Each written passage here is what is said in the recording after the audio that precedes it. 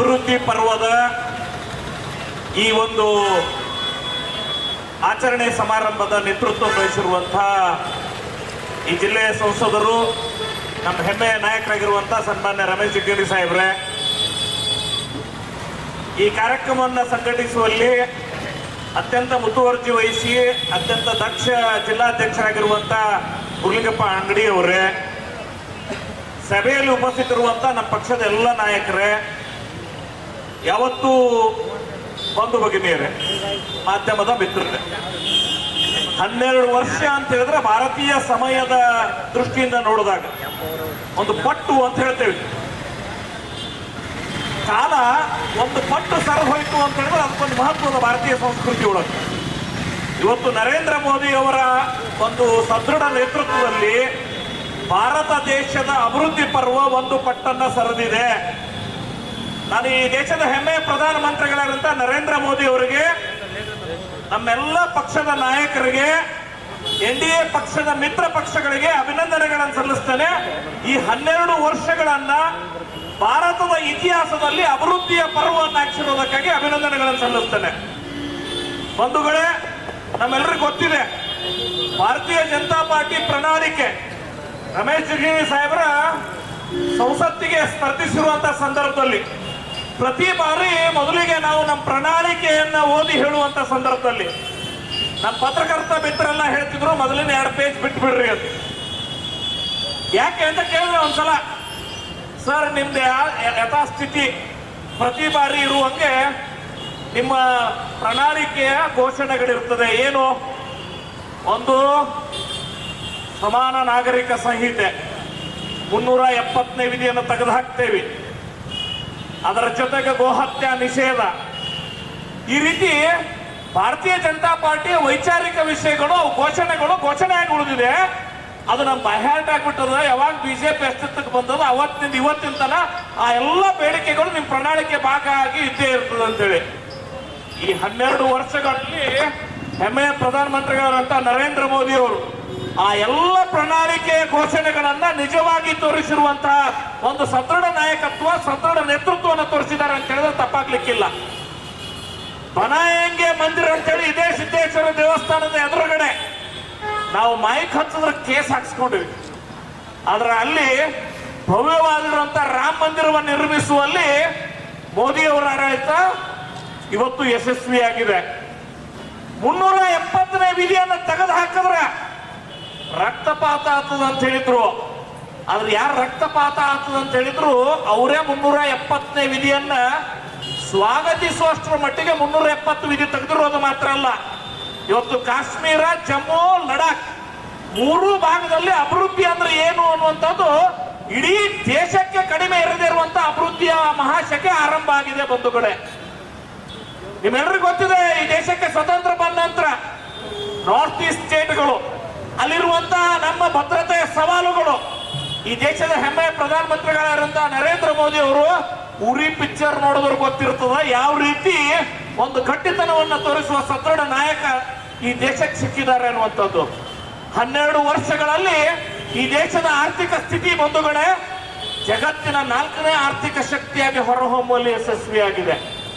ನೋಡ್ರಿ, ಯುದ್ಧ ಆದ್ರೆ ದೇಶಗಳು ಹಾಳಾಗ್ತವ ಅಂತ ಹೇಳ್ತೀವಿ ನಾವು. ನಮ್ಮ ದೇಶದ ಪಹಲ್ಗಾಮ್ನೊಳಗ ಉಗ್ರಗಾಮಿಗಳು ದಾಳಿ ಮಾಡಿರುವಂತ ಸಂದರ್ಭದಲ್ಲಿ ನಡೆದಿರುವಂತ ಆಪರೇಷನ್ ಸಿಂಧೂರ್ ನಡೆದಿರುವಂತ ಸಂದರ್ಭದೊಳಗ ಈ ದೇಶಕ್ಕೆ ಆರ್ಥಿಕವಾಗಿ ಬಹಳ ದೊಡ್ಡ ಹಾನಿ ಆಗ್ತದಂತ ಜಗತ್ತು ತಿಳ್ಕೊಂಡಿತ್ತು. ಆದ್ರೆ ಈ ದೇಶದ ಹೆಮ್ಮೆಯ ಪ್ರಧಾನಮಂತ್ರಿ ನರೇಂದ್ರ ಮೋದಿ ಅವರ ನೇತೃತ್ವದೊಳಗ ಸಮಸ್ಯೆಯನ್ನೇ ಒಂದು ಅವಕಾಶವನ್ನಾಗಿ ಬದಲಾಯಿಸಿಕೊಂಡು ನಮ್ಮ ದೇಶದ ಇವತ್ತು ರಕ್ಷಣಾ ರಫ್ತಿನ ಒಂದು ಮಟ್ಟ ಇಡೀ ಜಗತ್ತಿನಲ್ಲೇ ಭಾರತ ಅತಿ ದೊಡ್ಡ ರಕ್ಷಣಾ ಆಮದುದಾರ ರಾಷ್ಟ್ರ ಆಗಿತ್ತು.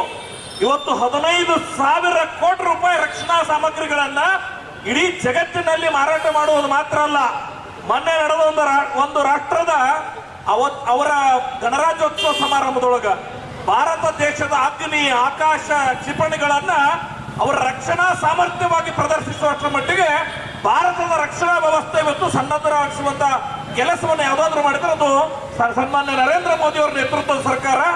ಅಷ್ಟು ಮಾತ್ರ ಅಲ್ಲ, ನಿಮ್ಮೆಲ್ಲರಿಗೂ ಗೊತ್ತಿದೆ, ಕೋವಿಡ್ ಸಂದರ್ಭದಲ್ಲಿ ನಮ್ಮ ಸನ್ಮಾನ್ಯ ನರೇಂದ್ರ ಮೋದಿ ಅವರ ನೇತೃತ್ವದೊಳಗ ನಮ್ಮ ಮನೆಗೆ ಆಹಾರವನ್ನು ತಲುಪಿಸುವ, ಎಲ್ಲರಿಗೂ ಕೂಡ ವ್ಯಾಕ್ಸಿನ್ ಕೊಡುವ, ಜನಕ್ಕಾಗಿ ನಾನಿದ್ದೀನಿ ಅನ್ನುವಂತ ಭರವಸೆಯನ್ನು ಹುಟ್ಟಿಸುವಂತ ಕೆಲಸ ಮಾಡಿದ್ದಾರೆ. ರೈತರಿಗಾಗಿ, ದೀನ ದಲಿತರಿಗಾಗಿ ನರೇಂದ್ರ ಮೋದಿ ಅವರು ಕೊಟ್ಟಿರುವಂತ ಯೋಜನೆ ನೋಡ್ರಿ. ಅವತ್ತು ಒಂದ್ಸಲ 50,000 ರೂಪಾಯಿ ಸಾಲ ಮನ್ನಾ ಮಾಡಿದ್ರ, ನಾವು ಸಾಲ ಮನ್ನಾ ಮಾಡಿದೆ ಅಂತ ಹೇಳೋರು ಸಿಗ್ತಾರ. ಆದ್ರೆ ರಮೇಶ್ ಜಿಗಜಿಣಗಿ ಸಾಹೇಬರು ಕೇಂದ್ರದಲ್ಲಿ ಮಂತ್ರಿ ಆಗಿದ್ರು. ಪ್ರತಿ ವರ್ಷ ರೈತರಿಗೆ 6,000 ಪ್ಲಸ್ ಕರ್ನಾಟಕ ಸರ್ಕಾರದ 4,000 ಎರಡೂ ಸೇರಿದ್ರ ಪ್ರತಿ ವರ್ಷ 10,000 5 ವರ್ಷದಲ್ಲಿ ಎಷ್ಟಾಗುತ್ತೆ ಬಂಧುಗಳೇ? 50,000 ರೂಪಾಯಿ ರೈತರ ಕಿಸೆ ಸೇರು ಹಾಗೆ ಮಾಡಿರುವಂತ ಕೀರ್ತಿ ಯಾರಿಗೆ ಸಲ್ತದೆ ಅಂದ್ರೆ ಅದು ಭಾರತೀಯ ಜನತಾ ಪಾರ್ಟಿಗೆ, ನರೇಂದ್ರ ಮೋದಿ ಅವರ ಸದೃಢ ನೇತೃತ್ವಕ್ಕೆ. ಜನಧನ ಖಾತೆ ಮಾಡಿರುವಂತ ಸಂದರ್ಭದಲ್ಲಿ ಹಿಂದೆ ಹೆಂಗೆ ಕಾಂಗ್ರೆಸ್ನವ್ರು ಲೋನ್ ಮೇಳ ಮಾಡಿದ್ರು, ಆ ಸಾಲ ಮೇಳ ಮಾಡಿದ್ರು, ಅದೇ ರೀತಿ ಅದೊಂದು ಫ್ಲಾಶ್ ಶೋ ಅಂತ ಬಯಸಿದ್ರು. ಆದ್ರೆ ನಿಮ್ಗೆ ಗೊತ್ತಿರಲಿ, ಇವತ್ತು 55 ಕೋಟಿಗೂ ಹೆಚ್ಚು ಮನೆಗಳು ಇವತ್ತು ಜನಧನ ಖಾತೆಯ ಮೂಲಕ ನೇರವಾಗಿ ಡೈರೆಕ್ಟ್ ಬೆನಿಫಿಟ್ ಟ್ಯಾಕ್ಸ್ ಟ್ರಾನ್ಸ್ಫರ್ಗೆ ಡಿಬಿಟಿಯ ಮೂಲಕ ಇವತ್ತು ಫಲಾನುಭವಿಗಳಾಗುವಲ್ಲಿ ಸನ್ಮಾನ್ಯ ನರೇಂದ್ರ ಮೋದಿ ಅವರು ಇವತ್ತು ಈ ದೇಶವನ್ನು ಸುಸ್ಥಿತಿಗೆ ತೆಗೆದುಕೊಂಡು ಹೋಗುವಂತ ಕೆಲಸ ಮಾಡಿದ್ದಾರೆ. ಬಂಧುಗಳೇ, ನನಗೆ ವಿಶ್ವಾಸ ಇದೆ 12 ವರ್ಷಗಳಲ್ಲಿ ಈ ಸ್ಥಿತಿ ನಿರ್ಮಾಣ ಮಾಡಿರುವಂತ ಪ್ರಧಾನಮಂತ್ರಿಗಳ ನೇತೃತ್ವದಲ್ಲಿ ಬರೆದಿರುವಂತ ದಿನಗಳಲ್ಲಿ 2047ಕ್ಕೆ ಸನ್ಮಾನ್ಯ ನರೇಂದ್ರ ಮೋದಿ ಅವರು ಈ ದೇಶ ವಿಕಸಿತ ಭಾರತ ಆಗಬೇಕು ಅನ್ನುವಂತ ಕನಸು ಕಂಡಿದ್ದಾರೆ. ಆ ಮೂಲಕ ಆ ಕನಸು ಈಡೇರುತ್ತದೆ. ಜಗತ್ತಿಗೆ ಭಾರತ ಮತ್ತೊಮ್ಮೆ ಜಗದ್ಗುರು ಆಗುತ್ತೆ ಅನ್ನುವಂತ ಮಾತನ್ನು ಹೇಳಿ, ಈ ಸಂದರ್ಭದಲ್ಲಿ ನಮ್ಮ ಮಧ್ಯದಲ್ಲಿರುವಂತಹ ಸಂಸದರ ಮೂಲಕ ಸನ್ಮಾನ್ಯ ನರೇಂದ್ರ ಮೋದಿ ಅವರಿಗೆ, ಭಾರತೀಯ ಜನತಾ ಪಾರ್ಟಿಯ ಕೇಂದ್ರ ಸರ್ಕಾರಕ್ಕೆ, ಅದೇ ರೀತಿ NDA ಮಿತ್ರ ಪಕ್ಷಗಳಿಗೆ ಅಭಿನಂದನೆಗಳನ್ನು ಸಲ್ಲಿಸಿ 2 ಮಾತು ಮುಗಿಸ್ತೇನೆ. ಧನ್ಯವಾದಗಳು. ಈ ಒಂದು ಸುಸಂದರ್ಭದಲ್ಲಿ ಸನ್ಮಾನ್ಯ ನಮ್ಮ ಜಿಲ್ಲಾ ಅಧ್ಯಕ್ಷರ ನೇತೃತ್ವದಲ್ಲಿ ಭಾರತೀಯ ಜನತಾ ಪಾರ್ಟಿ ವಿಜಯಪುರ ಜಿಲ್ಲೆ ವತಿಯಿಂದ ಇವತ್ತು ಶ್ರೀ ಸಿದ್ದರಾಮೇಶ್ವರ ಆರಾಧ್ಯ ದೈವ ಶ್ರೀ ಸಿದ್ದರಾಮೇಶ್ವರ ಅವರ ದೇವಸ್ಥಾನದಲ್ಲಿ ಪೂಜೆಯನ್ನು ಸಲ್ಲಿಸುವುದರ ಮೂಲಕ ನಾವು ಈ ಕಾರ್ಯಕ್ರಮವನ್ನು ಆಚರಣೆ ಮಾಡ್ತಾ ಇದ್ದೇವೆ. ಈ ಕಾರ್ಯಕ್ರಮದಲ್ಲಿ ಭಾಗವಹಿಸಿದಂಥ ಜಿಲ್ಲಾ ಅಧ್ಯಕ್ಷರಾದ ಶ್ರೀಯುತ ಗುರುಲಿಂಗಪ್ಪನ ಅಂಗಡಿ ಅವರೇ, 7 ಬಾರಿ ಲೋಕಸಭಾ ಸದಸ್ಯರಾಗಿ ನಮ್ಮ ಸಂಸದರ ರಮೇಶ್ ಜಿಗಜಿಣಗಿ ಸಾಹೇಬ್ರೆ, ಅರುಣ್ ಶಾಪೂರ್ ಸಾಹೇಬ್ರೆ, ಪೂಜ್ಯ ಮಹಾಪೌರರಾದ MS ಕರಡಿ ಅವರೇ, ಹಾಗೂ ಈ ಕಾರ್ಯಕ್ರಮದಲ್ಲಿ ಭಾಗವಹಿಸಿದಂಥ ಗೌರವಾನ್ವಿತ ಎಲ್ಲ ಪಕ್ಷದ ಪದಾಧಿಕಾರಿ ಬಂಧು ಭಗಿನಿಯರು, ಇವತ್ತು ಪ್ರಜಾಪ್ರಭುತ್ವದ ವ್ಯವಸ್ಥೆಯಲ್ಲಿ ಒಂದು ಇತಿಹಾಸ ಪುಟಗಳ ಸೇರುವಂಥ ಒಂದು ದಿನ. ಸನ್ಮಾನ್ಯ ನರೇಂದ್ರ ಮೋದಿ ಅವರು 12 ವರ್ಷಗಳ ಕಾಲ ಸುದೀರ್ಘ ಅತಿ ಹೆಚ್ಚು ಈ ದೇಶದ ಪ್ರಧಾನಮಂತ್ರಿಗಳಾಗಿ ಇವತ್ತು ಸೇವೆಯನ್ನು ಸಲ್ಲಿಸಿದಂಥ ದಿನ. ಬಂಧುಗಳೇ, ಕಳೆದ 12 ವರ್ಷಗಳ ಅವಧಿನಲ್ಲಿ ಭಾರತೀಯ ಜನತಾ ಪಾರ್ಟಿಯ ಸನ್ಮಾನ್ಯ ಶ್ರೀ ನರೇಂದ್ರ ಮೋದಿ ಅವರ ನೇತೃತ್ವದ ಸರ್ಕಾರ ಈ ದೇಶದಲ್ಲಿ ಆಡಳಿತಕ್ಕೆ ಬಂದ ನಂತರ ಅತಿ ಹೆಚ್ಚು ಕಾಶ್ಮೀರ ಹಿಡಿದು ಕನ್ಯಾಕುಮಾರಿವರೆಗೂ ಅಭಿವೃದ್ಧಿ ಕೆಲಸ ಕಾರ್ಯಗಳನ್ನ ಮಾಡಿ ದೀನ ದಲಿತರ, ಬಡವರ, ಮಹಿಳೆಯರ, ಯುವಕರ ಅತ್ಯಂತ ಅಭಿವೃದ್ಧಿಯನ್ನು ಮಾಡಿದಂಥ ಸರ್ಕಾರ ಯಾವುದಾದ್ರಿದ್ರೆ ಅದು ನರೇಂದ್ರ ಮೋದಿ ಅವರ ಸರ್ಕಾರ ಅಂತೇಳಿ ಇವತ್ತು ದೇಶದಲ್ಲಿ ಎಲ್ಲರೂ ಕೂಡ ಮಾತನಾಡ್ತಾ ಇದ್ದಾರೆ. ಬಂಧುಗಳು, ನರೇಂದ್ರ ಮೋದಿ ಅವರು ಪ್ರಧಾನಮಂತ್ರಿಗಳಾದಂಥ ಸಂದರ್ಭದಲ್ಲಿ ಅವ್ರಿಗೇನು ಅನೇಕ ಸವಾಲುಗಳು ಬಂದು, ಕೊರೋನಾ ಅಂತ ಮಹಾಮಾರಿ ಬಂದರೂ ಕೂಡ ದೇಶದಲ್ಲಿ ಎಲ್ಲರಿಗೂ ಕೂಡ ಸುರಕ್ಷಿತವಾಗಿ ವ್ಯಾಕ್ಸಿನ್ ಅನ್ನು ಹಾಕಿ ಎಲ್ಲರಿಗೂ ಕೂಡ 81 ಕೋಟಿ ಜನರಿಗೆ, ಬಡವರಿಗೆ ಉಚಿತ ಆಹಾರವನ್ನು ಹಂಚಿ ಇವತ್ತು ಸಾಕಷ್ಟು ಅಭಿವೃದ್ಧಿ ಕೆಲಸ ಕಾರ್ಯಗಳನ್ನ ಮಾಡಿದ್ರು. ಬಂಧುಗಳೇ, ಕಟ್ಟ ಕಡೆ ವ್ಯಕ್ತಿಗೂ ಕೂಡ ಒಳ್ಳೆ ರೀತಿಯಲ್ಲಿ ಸೌಲಭ್ಯ ಸಿಗಬೇಕು, ಕೇಂದ್ರ ಸರ್ಕಾರದ ಯೋಜನೆ ದೊರೆಯಬೇಕು ಅಂತಕ್ಕಂಥ ರೀತಿಯಲ್ಲಿ ಕೆಲಸ ಕಾರ್ಯಗಳನ್ನ ಮಾಡಿದರು.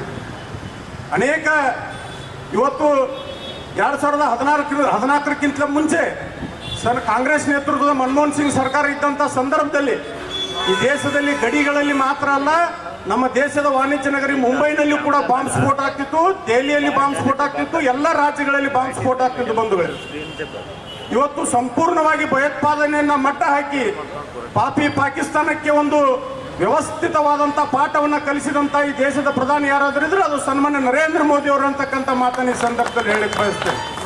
ಅದೇ ರೀತಿಯಾಗಿ ನಮ್ಮ ವಿಜಯಪುರ ಜಿಲ್ಲೆಯಲ್ಲಿ ನರೇಂದ್ರ ಮೋದಿ ಅವರ ನೇತೃತ್ವದ ಸರ್ಕಾರ ಅಸ್ತಿತ್ವಕ್ಕೆ ಬಂದ ನಂತರ ಸನ್ಮಾನ್ಯ ರಮೇಶ್ ಜಿಗಜಿಣಗಿ ಸಾಹೇಬರು ಈ ಜಿಲ್ಲೆಗೆ ತಂದಂಥ ಅನುದಾನವನ್ನು ನಾನು ಈ ಸಂದರ್ಭದಲ್ಲಿ ಹೇಳಬೇಕಾಗ್ತದೆ.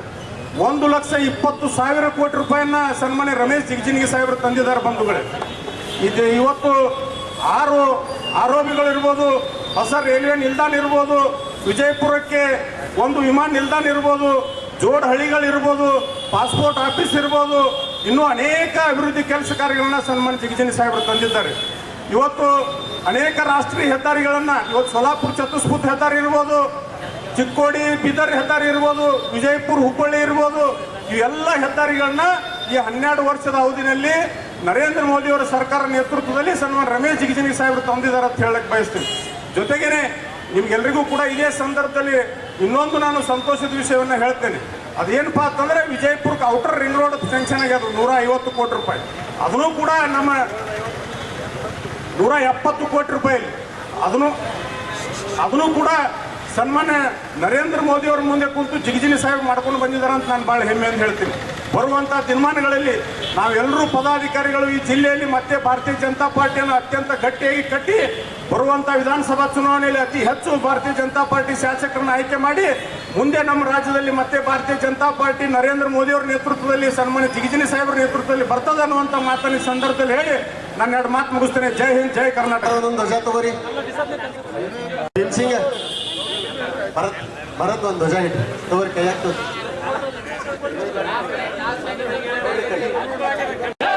बोलो भारत माता की, बोलो भारत माता की. ಭಾರತೀಯ ಜನತಾ ಪಕ್ಷಕ್ಕೆ, ನರೇಂದ್ರ ಮೋದಿ ಅವರಿಗೆ, ನರೇಂದ್ರ ಮೋದಿ ಅವರಿಗೆ, ಭಾರತೀಯ ಜನತಾ ಪಕ್ಷಕ್ಕೆ, ನರೇಂದ್ರ ಮೋದಿ ಅವರಿಗೆ. ಭಾರತೀಯ ವಿಜಯಪುರದ ದೇವರಾದ ಶ್ರೀ ಸಿದ್ದೇಶ್ವರ ಹಬ್ಬಗಳಲ್ಲಿ, ಸಿದ್ದೇಶ್ವರ ದೇವರಲ್ಲಿ ಪೂಜೆ ಮಾಡಿ ಹಾಗೂ ಸನ್ಮಾನ್ಯ ನರೇಂದ್ರ ಮೋದಿ ಅವರಿಗೆ ಧನ್ಯವಾದಗಳು. ಮಾಜಿ ವಿಧಾನ ಪರಿಷತ್ ಸದಸ್ಯರು ಆತ್ಮೀಯರಾದ ಅರುಣಣ್ಣ ಶಾಪುರ್ ಅವರು ಕೂಡ ಒಂದೆರಡು ಮಾತುಗಳನ್ನು ಆಡಬೇಕಂತ ಅವರೆಲ್ಲ ಅಭಿವೃದ್ಧಿ ಕಾರ್ಯಕ್ರಮಗಳು ತಲುಪಿವೆ ಎಂದು ಮಾಜಿ ವಿಧಾನ ಪರಿಷತ್ ಸದಸ್ಯರು ಅರುಣ್ ಶಾಪುರ್ ಅವರು ತಿಳಿಸಿದ್ದಾರೆ. ಈಗ ನಮ್ಮೆಲ್ಲರ ಹೆಮ್ಮೆಯ ಸಂಸದರಾದ ರಮೇಶ್ ಜಿಗಜಿಣಗಿ ಸಾಹೇಬರು ಒಂದೆರಡು ಮಾತುಗಳನ್ನು ಆಡಬೇಕಂತ ಅವರಲ್ಲಿ ವಿನಂತಿ ಮಾಡ್ಕೊಳ್ತೀನಿ. ನರೇಂದ್ರ ಮೋದಿ ಅವರಿಗೆ ಆಯುಷ್ಯ, ಆರೋಗ್ಯ ಮತ್ತು ಅಧಿಕಾರ ಕೊಡ್ಲಿ ಅಂತ ನಮ್ಮ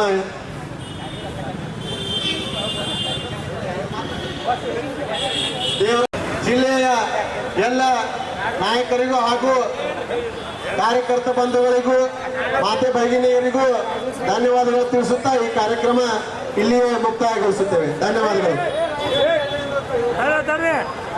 ಯಾರು ಹೋಗೋದು ಬೇಡ, ಎಲ್ಲರೂ ಇಲ್ಲೇ ಇರಬೇಕು. ಸಿಎಂ ಈ ಅಭಿನಂದನೆ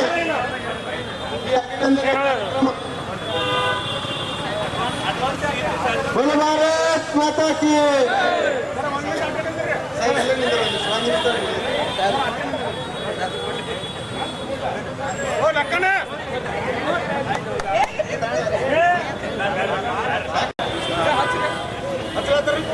ಜಲ್ದಿ